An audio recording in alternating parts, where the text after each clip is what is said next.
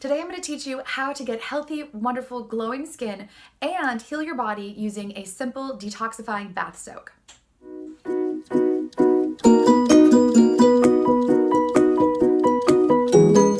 Hi and welcome back to my channel. I'm Sasha. I teach holistic solutions for mind, body, spirit. Let's get started.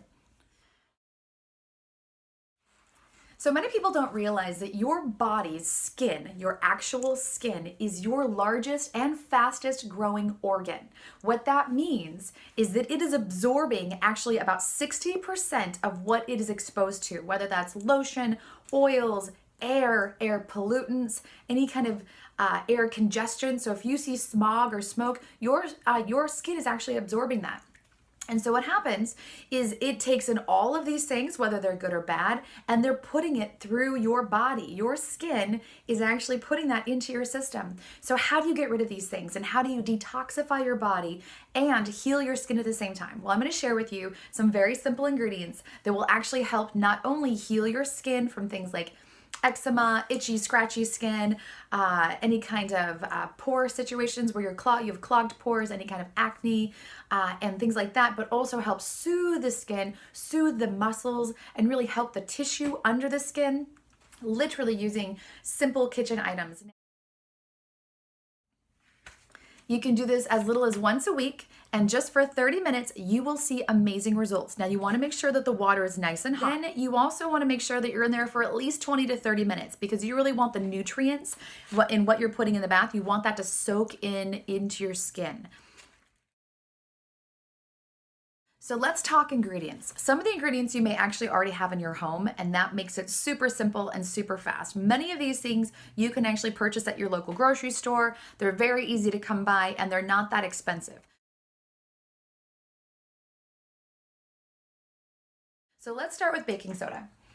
Baking soda is a skin neutralizer. So what this is going to do is it's literally going to detox your skin. You can scrub it on or you can just put it in the bath. I use about a quarter to a cup to a half cup, depending upon my mood.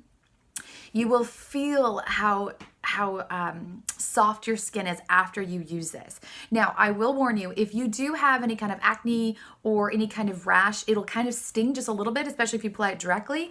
But I can speak from experience that if you do it once, all of a sudden, it alkalines the skin and it resets the skin. So the next time you use it, it feels just incredible. It feels amazing. It's a very fast worker. So this, you're going to put basically, you start with an empty tub. You put about a quarter of a cup to a half a cup of baking soda inside of your tub. The next thing you're going to use is literally salt. Now you're going to go for either a quality Epsom salt or a Himalayan sea salt, a pink Himalayan sea salt. The reason why is because you want the actual minerals from the salt to soak into the tub. You want it to dissolve and you want to be able to then soak up all of those minerals. So just a standard table salt is not going to do it. If you want to use a salt scrub with a table salt, that's fine, but you want to use an actual sea salt So if you don't want to use a Himalayan sea salt or a pink sea salt, the other thing I would recommend would be a really quality, and it's not hard to come by quality, Epsom salt. So an Epsom salt is going to be high in the mineral content. This one right here happens to also have lavender. So if you like lavender, if you like the scent of lavender, if you're not allergic to lavender, then you can go ahead and pick up one of these types. And there's so many varieties. You can also pick one up with a mint or peppermint or spearmint added to it. This is just a standard, just unscented version, basically. These were both from Dollar Tree. And these are 16 ounces. So you can get them just about anywhere.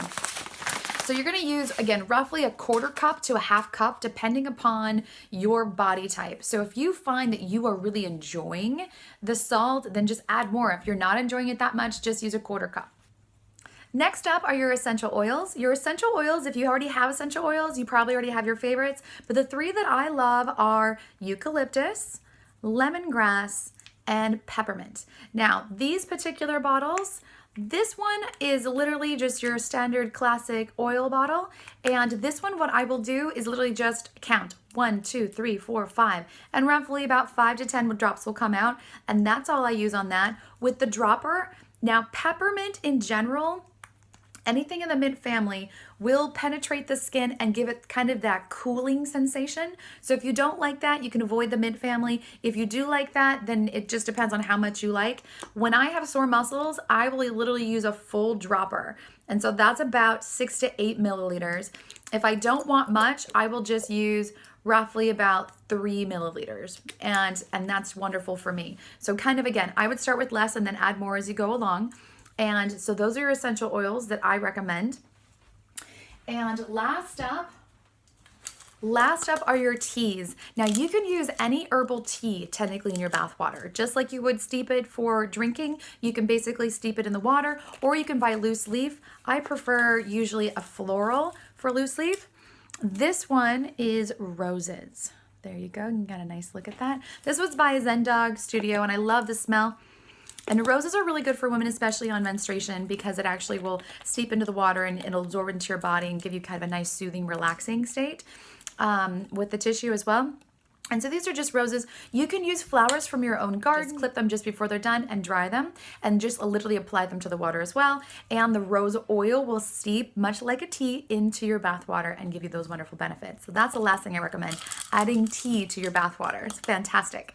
Himalayan sea salt, absolutely wonderful, not only for resetting and toning your skin, but also it draws out toxins as it's actually healing your skin and putting in minerals. Baking soda alkalines the skin. So any skin irritants or skin problems you may be having, it's going to basically re-alkaline, which is going to reset your pH of your body and your skin. And then it helps soften and then also just repairs that damaged skin while it's doing it. Lemongrass is a yeast and bacteria, prevents yeast and bacteria growth, so wonderful for the toes and the feet and the nails. It also relieves pain and swelling, it improves blood flow, and is full of antioxidants. Eucalyptus is actually not only an anti-inflammatory, antibacterial, it's also, of course, a decongestant and a deodorizer, so wonderful for the armpits, and can improve brain function. Rose is a wonderful antioxidant. It is filled with anti-aging properties, and it's also an anti-inflammatory, so which is, again, wonderful for menstruation. And again, if you want to add any additional ones like lavender, or again, if you want to add some oregano or any of the other herbs into your bath, that's just going to soak into your system, and it will affect your system very similarly to what you would put into a tea or what you would put into a soup. It's also going to get into your system just like that. So who should be doing this? Literally everyone. It doesn't matter if you're 9 months, 19, 90 years old, everyone should be doing this. Now, realistically, look at your skin. Obviously, everyone has a different sensitivity to their skin level. So if you are really hypersensitive to certain things, don't add those. I would always say start with less, and because you can always add more. And then as your body is starting to heal, you'll notice that you'll naturally be adding more things. So I started out with a very tiny amount of mint, and now I'm up to quite a bit of mint because I really like the soothing aspect. Conversely, if I have sore muscles, I might add more, but if I just want a nice, soothing, relaxing bath, I'm gonna add either 0 or a very tiny amount. Now, this is also wonderful for the men. You can do this too. It's not just for women. It's just not for young women. It's for every age, either gender. You can totally do this and receive a lot of benefits from the nutrients that are actually being put in the bath. So you get your bath time as well. As always, thank you for watching, and I hope you like and subscribe, and we'll see you in the next video.